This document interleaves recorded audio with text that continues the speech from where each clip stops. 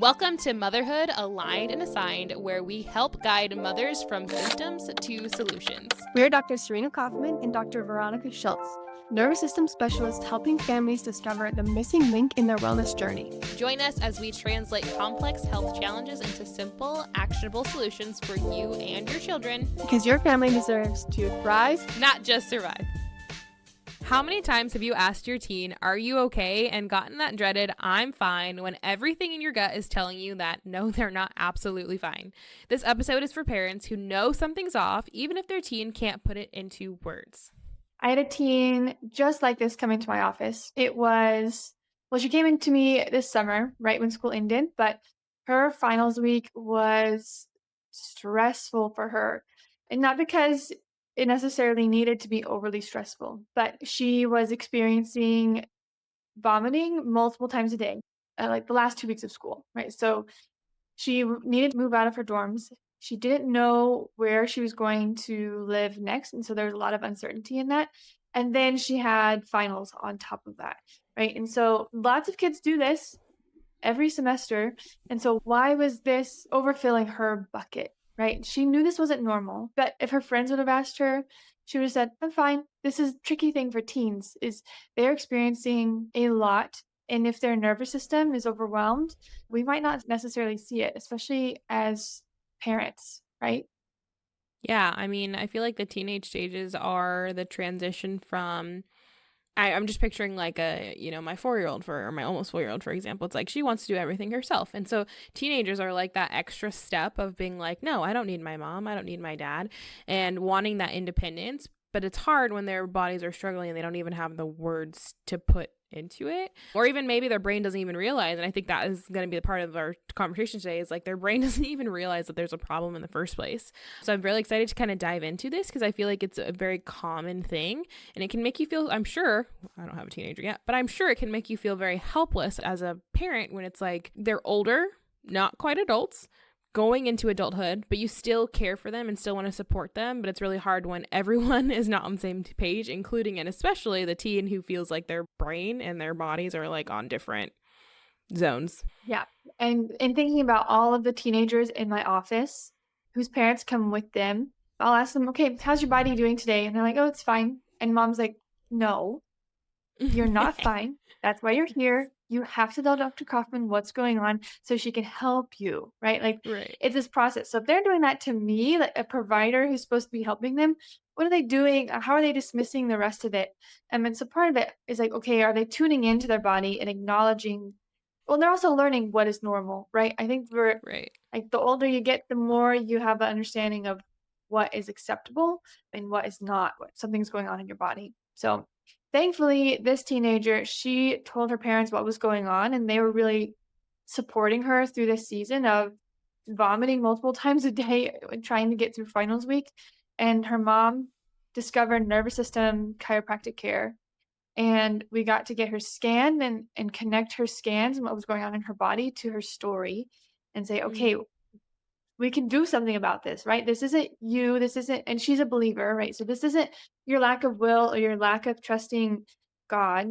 This is a really noisy brain, right? And I think that is a huge relief for a lot of people because, like, if I were just better, maybe if I was more organized, especially for these like oldest sibling teenage girls who are like on top of everything, right? Like the type A's, like if I were more organized, more on top of it, trusted in God more. Yeah, it's like I was just told her this is something that is not your fault and it's not your lack of trying, right? Like anxiousness, anxiety, that's so bad that you're vomiting, is there's more to it than your will.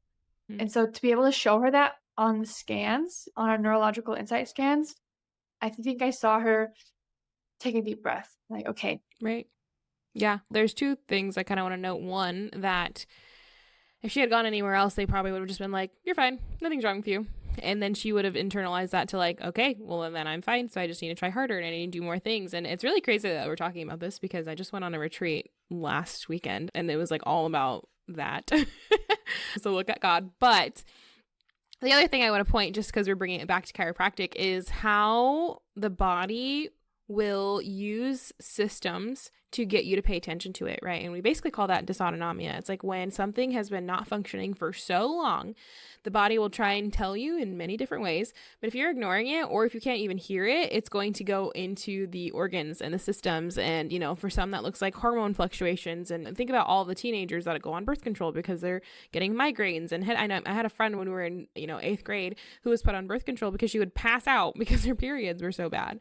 It just different things. So for this patient, it was vomiting, right? It was like her body was literally trying to purge what it didn't see or what it couldn't see. And that's when we call that dysautonomia, that dysfunction that's been there for so long that it's starting to cascade into the organs. And so that's kind of what you're seeing. And I think it's really cool. I think we're going to go over her scans maybe a little bit because it is crazy to see an HRV that says everything's fine, and then an EMG and probably even like I don't think we even talked about thermal, but an EMG and thermal that are saying completely different things.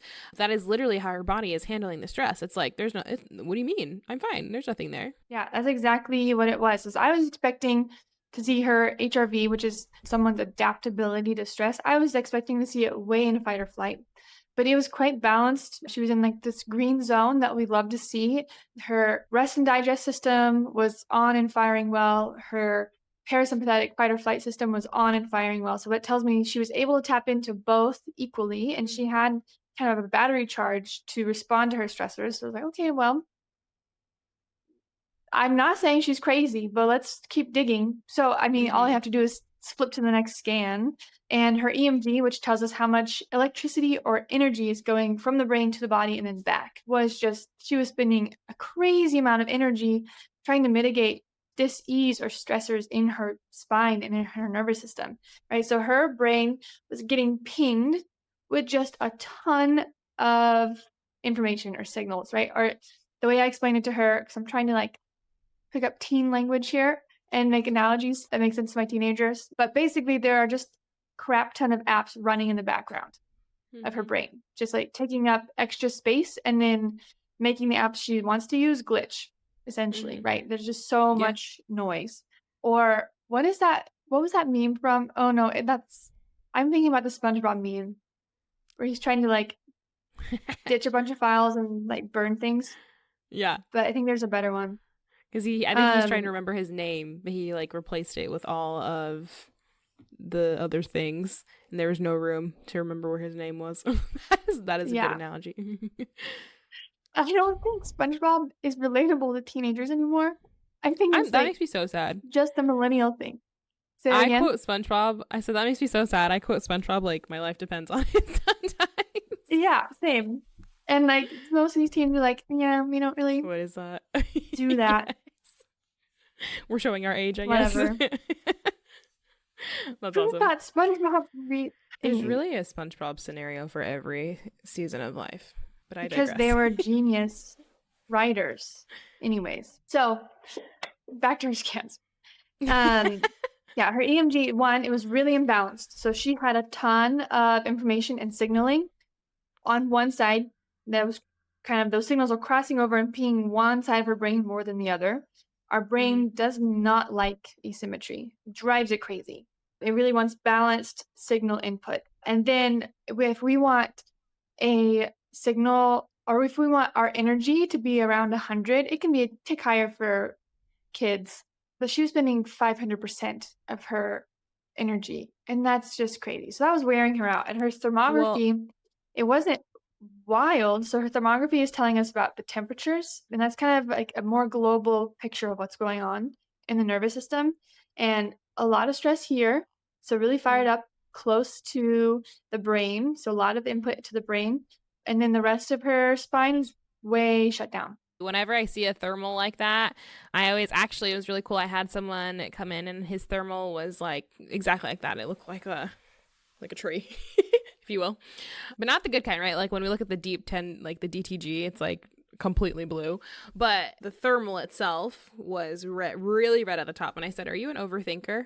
And he started laughing and he's like, I'm glad my wife wasn't here to hear that, because that's like something she's always saying is I'm always over analyzing, I'm always thinking. And so it really has shown. And I always compare it in my office to like stubbing your toe, right? Like if you stub your toe, it gets all hot and throw-away. It's because the brain is sending all kinds of signals and all kinds of like cleaner up people to take care of it. That's what your spine is doing. That's what your nervous system is doing at all times. And so if your brain is taking up all of the energy in your body, it's going to show that in our thermal. And hopefully on the sooner end, but eventually everyone will get to experience this moment where their brains like don't have to run on 10x speed at all times. And so that's kind of sounding like what was going on with that teenager, is that her brain was literally taking resources from the rest of her body because it needed to pull it from somewhere. Otherwise it just couldn't keep up with the demands that she was kind of asking it to do. Yeah. So when she got into my office, we had 4 weeks to serve this teenager until she was going on a study abroad trip. And she was stressed about being stressed on the study abroad trip, right? Because this was her first time traveling without her parents abroad.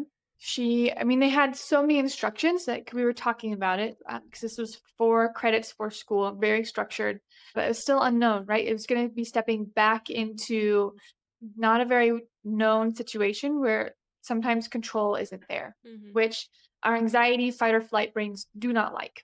So I was like, okay, we had to split up this care plan of like, let's hit the ground running now, and we're gonna take a break for your trip. That'll be 2 weeks, and then you come back and pray that I have had the time to do what I need to do so that she can express her life fully on this trip and have a great time. And that is exactly what she did.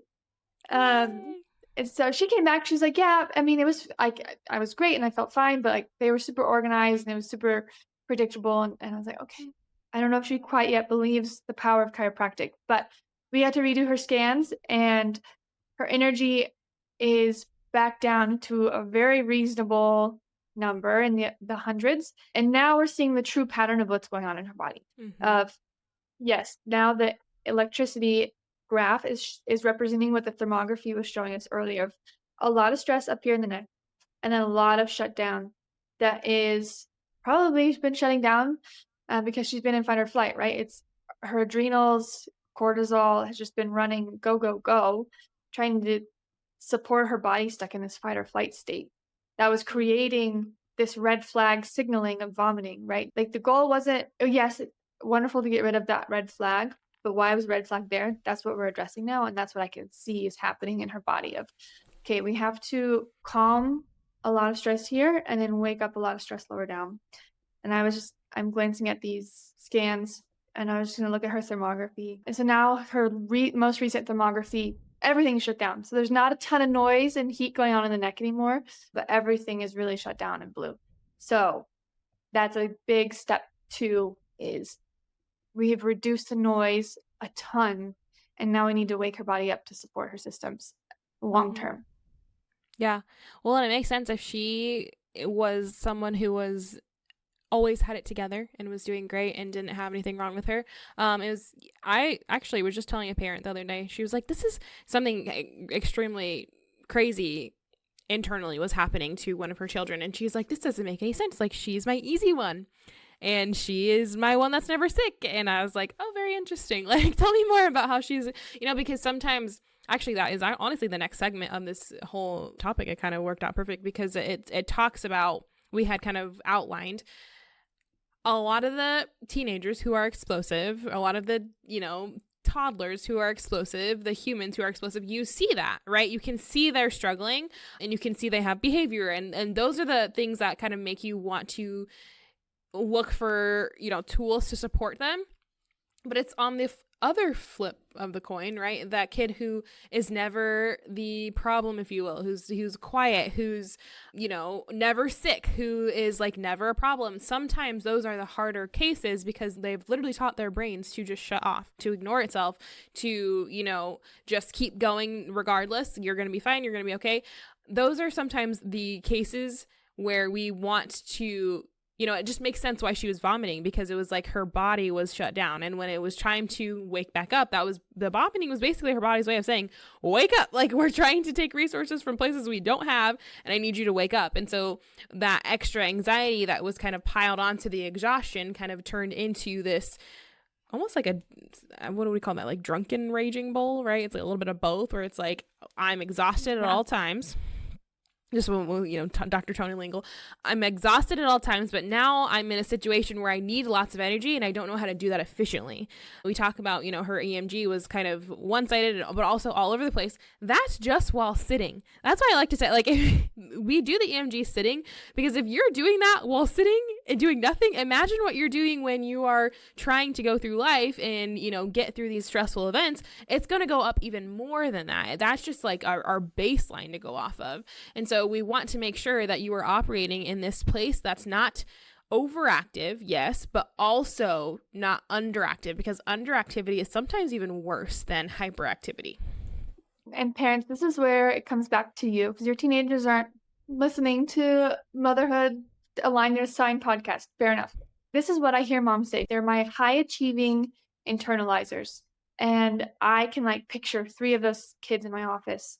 Good for you for listening to your gut and dragging them in here to sort out what the heck is going on and letting us show everyone what's going on with the scans. Let's just get them scanned and let's see what their body is telling them. Because if they're high achieving and really driven, no matter what, they're going to push through what they're experiencing. They're going to push through it because that's how God designed them, right? They are going to do incredible things in their adulthood if they haven't already. Like all of these kids that I'm thinking of have done incredible things just in high school and into undergrad. And so how much more could they do if their nervous systems were regulated and they had all the resources within their body that God had given them to use freely, right? I could cry sometimes thinking about how awesome these individuals are going to be, even without me removing stress from their system, but then with just completely free, uninterrupted brains. That's so exciting. Yeah. That's beautiful, because you're really going from achieving through pressure and weight. And, if you can do all of that, being weighed down by a brain that's not even on the same page as you, imagine what the possibilities are when you and your brain are on the same team, right? So yeah, that's very beautifully said, Dr. Serena. So this story for Abigail isn't rare. If I can think of a few who have found me, we know there's so many oldest sister type A's out there, right? And not even just, this isn't just girls. Yeah. It's me and Veronica. That's why we made a podcast and have an office and kids. Yeah. What? But under consistent chiropractic care and thriving 95% of the time. And that's when we know, oh, shoot, I need boost adjustments, is when we're not thriving. Anyway, those teens who you, mom, have a gut feeling aren't thriving as much as they could be, find a nervous system chiropractor near you and just get scanned. See what's going on in their body and see how we could help them be even more high achieving, honestly. I'll have Kelsey link the PX Docs directory just so you can figure out where the closest nervous system doc is near you, because really, PX Docs is the kind of the go-to for this kind of stuff, just because we do take such a well-rounded, deep dive look into care. We are not guessing. We are not those chiropractors that are like, let's just see what happens, right? we don't want to be any kind of providers that say, let's just see what happens. We want real solid results and answers as to what your teen is going through. And if you are wanting to find a doctor like that, go ahead and check out the PX Docs link in the directory, Brill, or I don't know what that's called, the lingo, in the caption or comment or wherever you find it. Kelsey will have it down there for you, and you can find a doctor near you. All right, okay. Dr. Veronica, let's pray. All right. Dear Lord, thank you for designing our bodies with such the potential of healing and adapting, and giving us the red flags when we have met our capacity to adapt. Thank you for giving really incredible and smart teams of doctors and individuals the insight on how to remove this stress from our bodies so that we can adapt and heal and shine the way you designed us to shine, Lord. In your name we pray. Amen. Amen. Stay tuned for the next episode where we are going to be talking about why summer can feel so hard and what you can do about it. I'll see you guys soon. Thank you for joining us on Motherhood, Aligned and Assigned. We hope today's episode helped you connect the dots in your family's health journey. Remember, this is where nervous system health meets motherhood wisdom. Until next time, we're Dr. Veronica Schiltz And Dr. Serena Kaufman, supporting you as you nurture your family's well-being. because when you're aligned, everyone thrives.